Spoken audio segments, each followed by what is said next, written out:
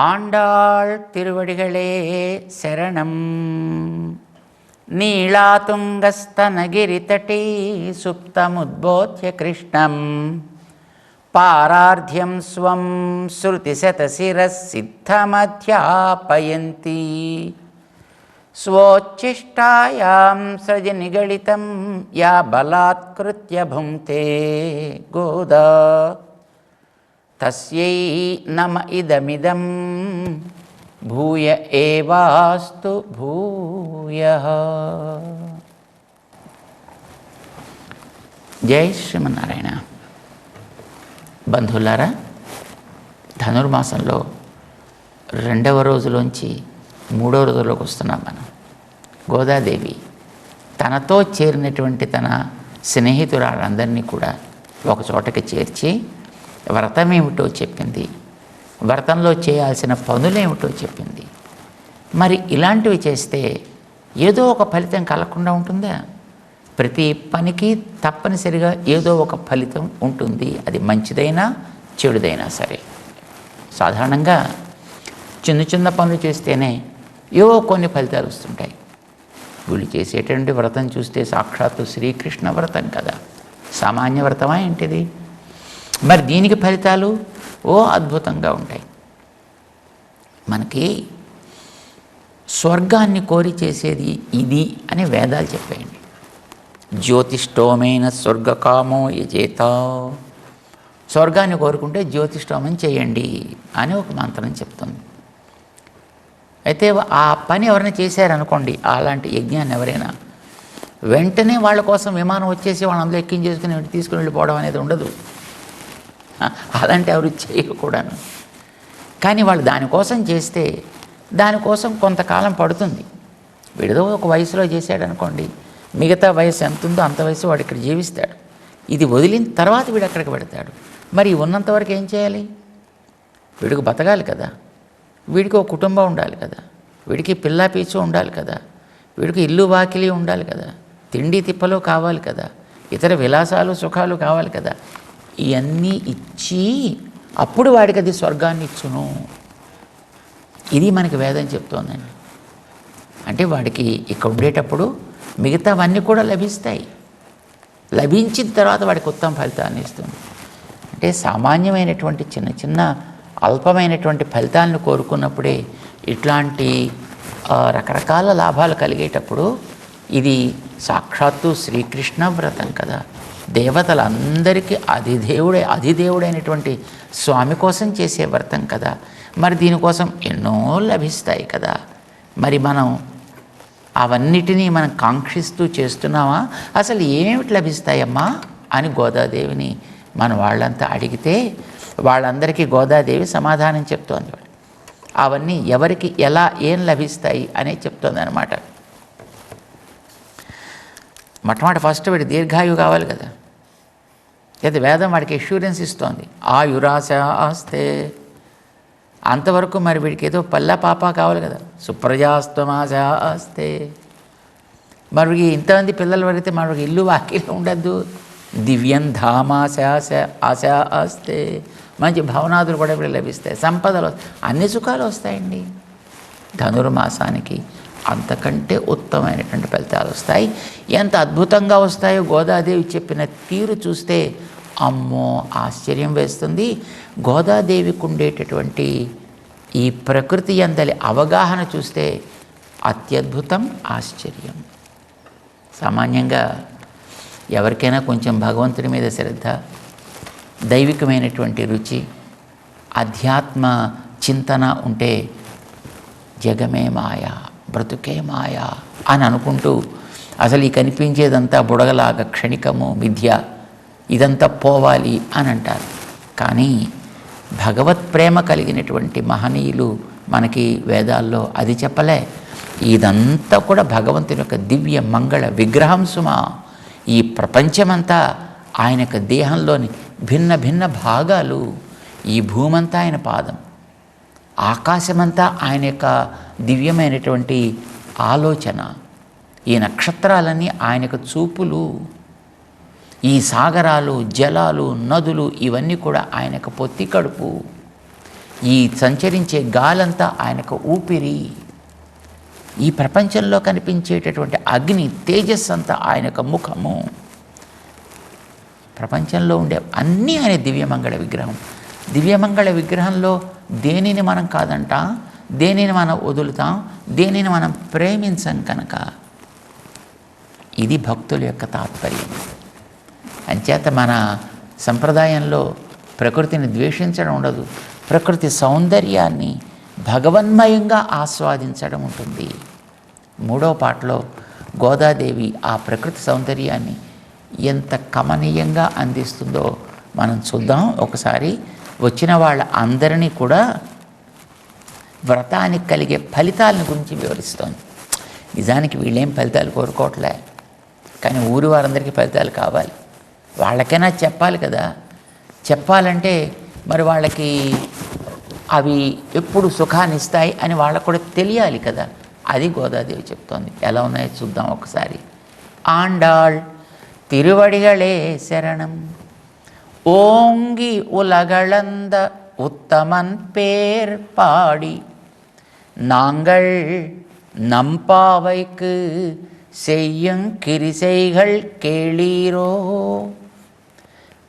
தீங்கின் நினாடெல்லாம் திங்கள் மும்மாறி பெய்து ஓங்கு பெரும் சென்னலூடு கயலுகள பூங்குவளைப் போதில் பொறிவண்டு கண்படுப்பா தேங்காதே புக்கிருந்து சீர்த்தமுலை பத்தி வாங்க குடம் நிறைக்கும் வள்ளல் பெரும் பசுக்கள் நீங்காத செல்வம் நிறைந்து ஏலோரெம்பாவாய்.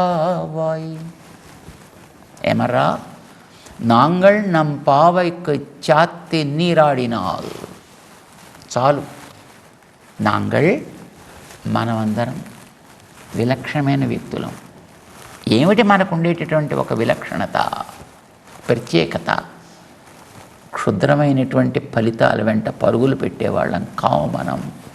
శాశ్వతమైనటువంటి భగవత్ సుఖం వైపు అడుగులు వేసేవాళ్ళం మనం. అంచేత మనం మిగతా వాళ్ళకంటే వేరర్రా. నమ్ పావైకు మనం చేసే వ్రతం కూడా వేరర్రా. మిగతా వాళ్ళు చేసే వ్రతాలన్నీ స్వార్థంతో, లేదు పరహింసతోటి, లేదు పరపీడనం కోసం చేసే వ్రతాలు లాంటివి మిగతా వాళ్ళవి. మన వ్రతం అలా నంపావై, ఇది మన వ్రతం. ఎవడైనా సరే అందరూ బాగుండాలి, మంచిగా ఉండాలి, ఇది మనం కోరుకునే వ్రతం. కనుక మంది ప్రహ్లాదుడి వ్రతం లాంటిది. నంపావైకు చాత్తి నీరాడిన. నిజానికి మనం అంత వ్రతం చేయగలమా చేయలేమా అది వేరే విషయం. కానీ చాత్తి అదొక వంక పెట్టుకుని మనం శ్రీకృష్ణ నామాన్ని మనం కనుక పాడినట్లయితే అది వంకే. ఎందుకనంటే వ్రతానికి నియమాలన్నీ పాటించింది గోదాదేవి. పాపం ఆవిడ ఒక పూటే ఆ హవిస్సుని, అంటే పొంగలి అని అంటుంటారే, బియ్యంలో పెసరపప్పు వేసి దాంట్లో ఏవో కొద్దిగా మిరియాలు లాంటివి వేసి ఉప్పు కారం పులుపు ఇలాంటివి లేకుండా దాన్ని మాత్రమే భగవన్ నివేదితమైనదిగా చేసి దాన్ని తీసుకోవడం ఒకసారి సూర్యోదయంతో. ఇంకా ఆ రోజుకి మరి ఏముండదు. ఇది చేసింది ఆవిడ. పాప నెయ్యి ఉండం పాలుండం అవన్నీ ఆవిడ. మరి మనం చక్కగా భగవంతుడికి నివేదన చేసుకుని మంచి దధ్యోయనము, మంచి చక్కగా పులిహోర, మంచి క్షీరాన్నము, మంచి పొంగలి, మంచి చక్కెర పొంగలి. ఏమండి ఇవన్నీ వదులుతూనే ఉన్నారు కదా, ఆలయాల్లోకి పెడితే ఇవన్నీ నిండినటువంటి ప్రసాదాలే పెడుతున్నారండి. నియమాలు పాటించింది ఆవిడ, మనం అనుకరిస్తున్నాం ఆవిడ చేసిన వ్రతాన్ని. మొదట వ్రతం చేసిన వాళ్ళు గోపికలు, అనుకరించింది గోదాదేవి, ఫలితం పొందింది. ఆవిడని అనుకరిస్తున్నాం మనం, ఉత్తమ ఫలితాన్ని, అంతకంటే మంచిదాన్ని మనం కూడా పొందుతాము. అంచేత చాత్తి నీరాడినాల్. మనం చేయవలసిన పనల్లా ఆ పేరు చెప్పి చక్కగా మనం కూడా హాయిగా సగ స్నానం ఆడాలి. వీళ్ళు చేసే స్నానం ఏమిటో మనం గతంలో అనుకున్నాం.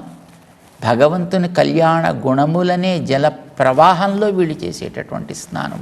ఒంటరిగా చేయరు వీళ్ళు, అందరితోటి కలిసి చేస్తారు ఇది. ఎందుకనంటే అవి పెద్ద గుణ ప్రవాహం చల్లటి గంగాజలం లాంటి ప్రవాహం చేత అందులో దిగితే మళ్ళీ మన ఒళ్ళంతా గడ్డగట్టిపోవచ్చు. అందుకోసమని ఒంటరిగా దిగని దీంట్లోకి అందరితోటి కలిసి పట్టుకున్నప్పుడు వీళ్ళు దిగుతారండి. అందరూ కలిసి చేయవలసింది. ఇలా నీరాడినాల్ మనం చేసినట్లయితే కలిగే ఫలితం ఏమిటి? లోకానికి ఫలితం మంచి వానలు, చక్కటి పంటలు. అంటే పాడి, పంట, సంపద, లోకము అన్నీ సుఖిస్తాయండి దీంట్లో. ఎంత బాగా సుఖిస్తాయో గోదాదేవి చెప్తోంది చూడండి, ఎంత ఆశ్చర్యంగా చెప్తోందో. తింగిన్ని నాడెల్లాం, ఏ రకమైనటువంటి ఈతి బాధలు ఉండవు. ఈతి బాధలు అంటే తెలుసునా? అతివృష్టి, అనావృష్టి, ఏదో పక్షులు లేదా మిడతల్లాంటివి, ఎలుకల్లాంటివి అతివృష్టి అనావృష్టి పంట పండకుండా చేసేవాడిని. ఏదో రకరకాల పక్షులు లేకపోతే క్రిమి కీటకాలు చీడల్లాంటివన్నీ పండిన పంటను నాశనం చేసేవి. ఇవన్నీ దాటి వచ్చిన తర్వాత దుష్ట పరిపాలకులు రకరకాల పేర్లు చెప్పి మొత్తం వాళ్ళు దాక్కుపోతుంటారు కదా, ట్యాక్సెస్ ఇలాంటి పేర్లన్నీ చెప్పి ఇవన్నీ కూడా ఈతి బాధలు అంటారు. ఇలాంటి ఈతి బాధలు ఏమీ లేకుండా తీంగిన్ని ఇవి లేకుండా నాడెల్లాం మొత్తం దేశమంతా కూడా, మా ఊరొక్కటే కాదు, తింగళ్ ముమ్మారి పెయ్దు, నెలలో 3 వానలు కురవాలి. ఇది సరైనటువంటి ఈ భూమికి ఉండేటువంటి సమతౌల్యం, అంటే ఈకలాజికల్ బ్యాలెన్సెస్ అంటారు కదా. ఎలా ఉండాలి అది? ఒక మంచి వాన కురవాలి, 9 రోజులు ఎండ ఉండాలి. మళ్ళీ మంచి వాన కురవాలి, 9 రోజులు ఎండ ఉండాలి. మరొక నాడు వాన కురవాలి, 9 రోజులు మళ్ళీ ఎండ ఉండాలి. 3 వానలు నెలకి కురవాలి. 3 రోజులు వరుసగా ఏకధాటిగా కురిసేయడం కాదండి. ఆరార అంటుంటారు చూడండి. ఇదివరకు చిన్నపిల్లలకి మాడులో నూనె పెట్టేవారు. ఆ పెట్టేటప్పుడు కాస్త రాసి ఆరాక మళ్ళీ పాసి ఆరాక మళ్ళీ రాసి ఆరార అంటారు కదా. అట్లాగా ఈ భూమికి, ఈ పంటకి, ఈ జనాభాకి కూడా ఆరార వానలు కురవాలి. తింగళ్ ముమ్మారి పెయ్దు, నెలకి 3 వానలు కురవాలి. ప్రకృతి మీద గోదాదేవికి ఉండే అవగాహన ఎట్లాంటిదో మనం పంటలు ఎలా పండుతాయి గోదాదేవి చెప్తోందండి. ఆశ్చర్యం. ఓంగు పెరుం సెన్నెలూడు కయలుగళ, ఓంగు బాగా ఎత్తుగా, పెరుం సెన్నెలూడు పెద్ద పెద్ద కాడలు, దానికి పెద్ద పెద్ద కంకులు, నిండుగా ధాన్యం. ఇలా ఉండాలి. అది కూడా మామూలు ధాన్యం కాదు, ఎరువులు వేసి పండించే ధాన్యం కాదు. అది సహజంగా పండినటువంటి మంచి ఎర్ర ధాన్యపు కంకులు బాగా పెరగాలి. ఎంతెంత పెరగాలి? ఒక్కొక్క కంకే ఒక పెద్ద దుబ్బ అన్నట్టు. మామూలుగా మన వాళ్ళ కంకులన్నీ కోసి ఒక దుబ్బుల కింద కడుతుంటారు, అప్పుడు దాన్ని కొడుతుంటారు. ఒక్కొక్క కంకే మొత్తం అంతంత ఉండాలిటండి. అలా పెరగాలంటే భూమి సారవంతమై ఉండాలి. సారవంతమై ఉండాలంటే బాగా మంచి నీరు ఉండాలి. కనుక పెరుం సెన్నెలు ఉడుక్క ఎలుగళ, ఆ నీళ్లు బాగా నిండి ఉంటే దాంట్లో మంచి చేపలు తిరుగుతూ ఉంటాయి. ఆ చేపలు కూడా చిన్న చిన్న ఏనుగు పిల్లల్లో ఉంటాయిటండి. అంతంతలా పెరిగి పుష్టికరంగా ఉంటాయి. అవి ఈ మధ్యలో తిరుగుతుంటే స్ట్రైట్గా వెళ్ళిపోవడానికి దారి లేకపోవడం చేత, మధ్యలో ఈ దుబ్బులు అడ్డు రావడం చేత ఎగిరి గెంతుతుంటే త్రివిక్రముడై లోకాలు కొలిచిన భగవంతుణ్ణి చూసి పొంగి పొరలే దేవతల్లాగా ఈ చేపలు ఎగురుతుంటాయి. ఆయన పెరిగినట్లుగా ఈ ఈ ఈ ధాన్యపు కంకులన్నీ పెరుగుతుంటాయి. అవి అలా పెరుగుతాయిటండి. ఆ తర్వాత పుంకువళై పోదిల్ పొరివండు కణ్పడుపా, పంటలు బాగా పండుతున్నాయి కదా, నీళ్లు పుష్కలంగా ఉన్నాయి కదా, దాంట్లో చేపలు కూడా చేరాయి కదా, అందులో కలవలు కూడా వస్తాయండి. మంచి మంచి కలవ పువ్వులు కూడా వస్తాయి. మరి కలవ పువ్వులకి అంత సారవంతమైన నేల దొరికితే దాంట్లో మంచి తేనెలు ఊరుతుంటాయి. ఊరే తేనెలు త్రాగటానికి అక్కడికి మధుపములు వస్తుంటాయి, భృంగరాజములు వస్తుంటాయి. ఆ భృంగరాజాలకి ఎంత హాయో తెలియదు, చక్కటి వికసించినటువంటి దాంట్లో ఆ తేనె తాగడానికి అది పడుకుంటే అది ఎర్రటి పువ్వు నీలి రంగులో ఉండేటటువంటి ఆ తుమ్మెద ఎంత అందంగా ఉంటుందో చూడటానికి. పైగా అది బాగా ఏపుగా పెరుగుంటాయేమో, గాలి వీస్తుంటే ఈ కలువలు ఇటు అటు ఊగుతుంటే, మధుపానం చేస్తుంటే, వాటికి మత్తెక్కుతుంటే రాజకుమారులు, పైసలుండేటటువంటి పెద్ద పెద్దోళ్ళు మంచి మేడల్లో ఇలాగ ఊగేటటువంటి పరుపులను వేసుకొని దాని మీద ఇలా ఊగుతుంటే ఏమి హాయి వాళ్ళు అనుభవిస్తుంటారో. ఈ తుమ్మెదలు ఆ పువ్వుల్లో చేరి ఆ హాయిని అనుభవిస్తూ ఉండేట్టుగా ఉంటాయటండి అవి. అంత సారవంతమైనటువంటి నేలలు ఉంటాయి అక్కడ. ఇప్పుడు నేల గొప్పతనం దేన్ని బట్టి చెప్తాం? రంగుని బట్టి కాదు, అందులోంచి వచ్చిన పంటని బట్టి చెబుతాం. అందులో వచ్చిన ధాన్యాలు చూద్దామా, త్రివిక్రముల్లా పెరిగేవి. వాటి సైజు చూద్దామా, బ్రహ్మాండం, ఒక్కొక్కటి ఒక్కొక్క పెద్ద పెద్ద పొలాన్ని ఆక్రమించి ఒక్కొక్క గుంటును ఆక్రమించినట్టుగా ఉండేది. నీరు చూద్దామా, చేపలు తిరిగేటి. మధ్యలో చూద్దామా, కలువలు నిండింది. అందులో చూద్దామా, తేనెలు తాగే తుమ్మెదలు. ఓహ్, ఏమి ఆనందం! ఇది పంటల యొక్క పుష్కలత. ఇక ఊళ్ళోకి రండి ఒక్కసారి. ఇది పంట అయితే మరి పాడి ఎట్లా ఉంటుంది? మంచి మంచి ఆవులు, ఒక్కొక్కళ్ళింట్లోనూ బోల్డ్ అని. హైబ్రిడ్ కాదు, అవన్నీ ఇతర జాతులు కాదు, సహజమైన దేశవాళీ గోవులు. అవన్నీ కూడా ఎంత బాగా పెరుగుంటాయంటే దాంట్లో వాటికి పాలు తీయాలి అనంటే ఇలా పట్టుకోవాలండి ఆ పొదుగుని. అంత మంచి బలిసినటువంటి పొదుగులు కలిగి ఉంటాయి ఆ పశువులన్నీ కూడా. చూడటానికే మంచి ఒంగోలు ఆవులు అంటారు చూడండి, అంత నిండుగా మంచి పుష్కలంగా చక్కగా పెరిగి ఉంటాయి అవన్నీ కూడా. అసలు ఒకటి కాదు కదా, 100 ఉంటాయి ప్రతి ఈ గోపికల యొక్క గృహాల్లోనూ. కనుక ఆ పితికేవాడికి ఆ గోశాలలోకి వెళ్ళాలి పాలు పితకడానికంటే చాలా ఒక పెద్ద ఎక్కడో జిమ్కి వెళ్ళి మంచి ఎక్సర్సైజ్ చేసి చక్కగా ప్రిపేర్ అయ్యి లోపలికి వెళ్ళాలి తప్ప ఆషామాషిగా వెళ్ళి ఇలా ఏదో పిసిగేసి వచ్చేద్దామంటే నో, అలాగ వీలు కానే కాదు. తేంగాదే వెను తీయకుండా పుక్కు. అసలు లోపలికి వెళ్ళాలంటేనే వాడికి ధైర్యం కావాలి. ఈ రిందు వాడు స్థిర ప్రతిష్టగా కూర్చోగలగాలి దాంట్లోనూ. సీత ములై పత్తి వాంగ, బాగా బలిసినటువంటి ఆ పొదుగుని పట్టి ఒక్కసారి ఇలాగ లాగి వదిలితే చాలండి, అంతే. ఇంకా పాలు దాంట్లోంచి ప్రవహిస్తూనే ఉంటాయి. ఎలాగా? కుడం నీరైకం, కుండ పెట్టడమే ఆలస్యం, వెంటనే నిండిపోతుంది. కుండ తీసి మరో కుండ పెట్టడం అనేటటువంటిది వాడికి ఓ పెద్ద పరిశ్రమ అన్నమాట. అంటే పెట్టగానే నిండిపోతుంటాయి, దాన్ని తీసి మళ్ళీ ఇంకోటి పెట్టాలి, తీసి మరొకటి తీసి. వాడికి జబ్బలకి నిప్పు పెట్టాల్సిందే తప్ప పాలకి ధారకి అవరోధం అనేది ఉండదు. కూడం నిరైకం, అలాంటి వళ్ళల్, ఔదార్యం కలిగినటువంటిది.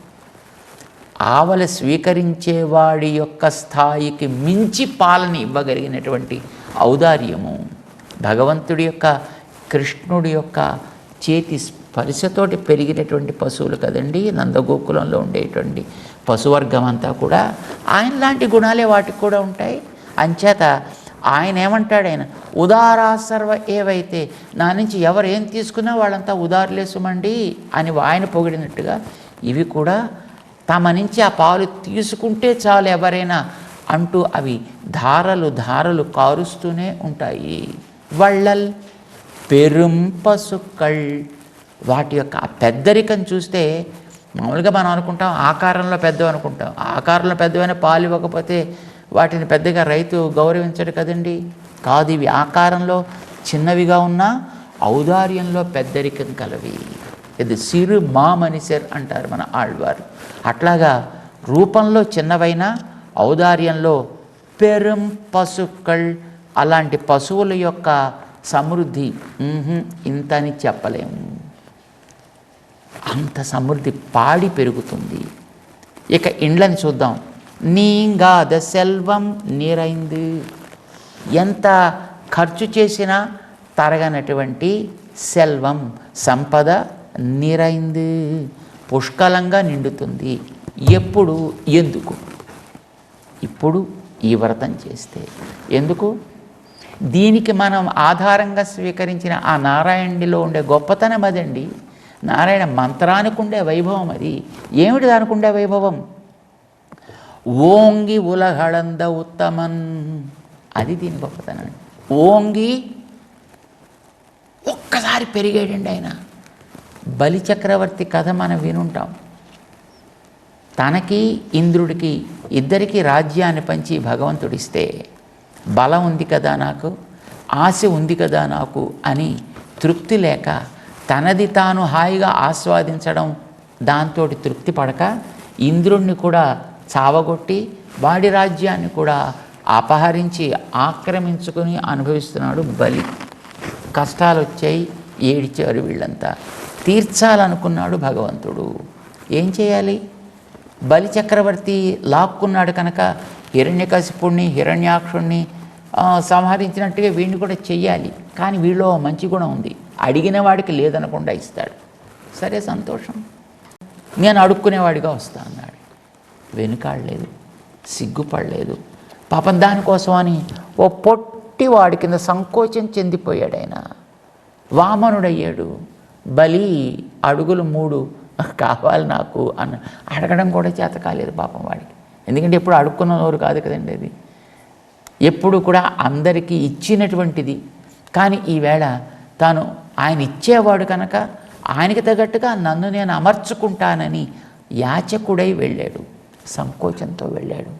కానీ బలిచక్రవర్తి తనకుండే ఔదార్యంతో అడిగిన వాడికి లేదనలేడు కనుక ఎందరు అడ్డొచ్చినా ఇస్తాను అన్నాడంతే. ఆనందం కలిగింది, ఉబ్బి తబ్బిబ్బైపోయాడు. ఎంత ఉబ్బిపోయాడంటే, ఎంత పెరిగిపోయాడంటే, ఓంగి ఉలగళంద, ఈ లోకాలన్నీ ఆక్రమించ అవసరం లేకుండా ఉండేటంతగా తను పెరిగిపోయాడు. కింద లోకాలు, పై లోకాలు అంతా. చివరికి 3వ అడుగు ఎక్కడ పెట్టాలో చేతగాక తెలియక, ఏమాయ్ బలి ఏం చేయమంటావా అంటే, నన్ను పెట్టుకోవయ్యా, నన్ను ఆక్రమించవయ్యా అన్నాడే.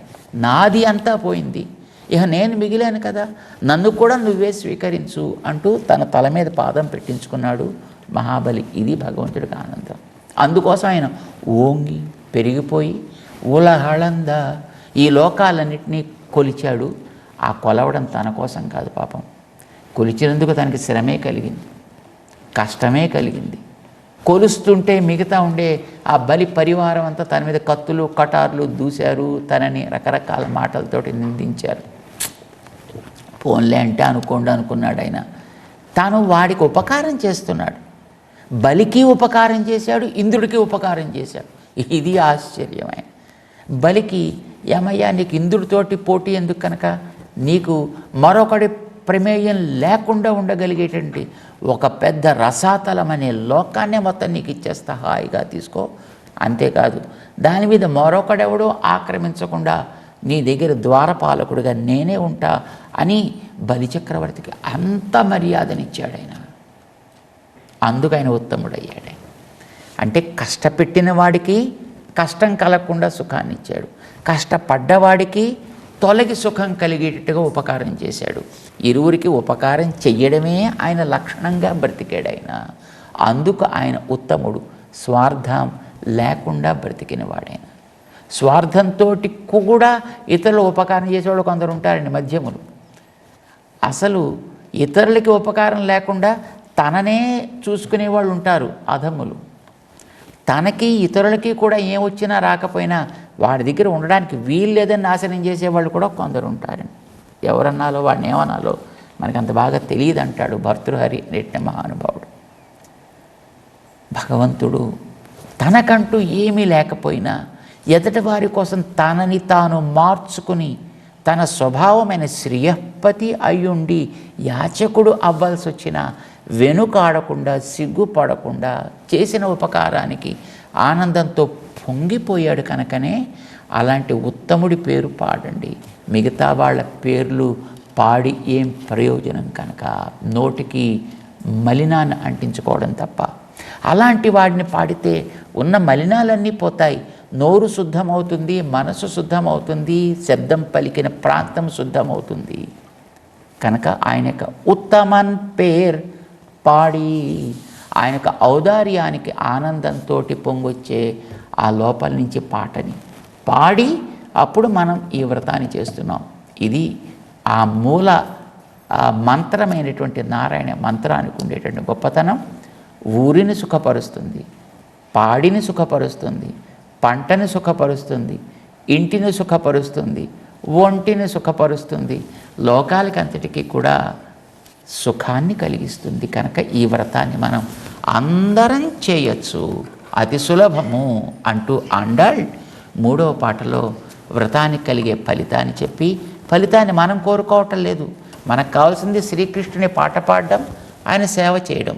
దీన్ని మనకి అందిస్తున్నారు కనుక, ఇది మనం చేయడానికి అంగీకరిస్తున్నారు కనుక, ఉపకారం చేస్తున్నారు కనుక కలిగే ఫలితమంతా వాళ్ళకే, దీని అంతటిని అనుభవించేవాళ్ళు లోకమే అని మన కోసం గోదాదేవి ఈ వ్రత ఫలితాన్ని ధారపోస్తోంది.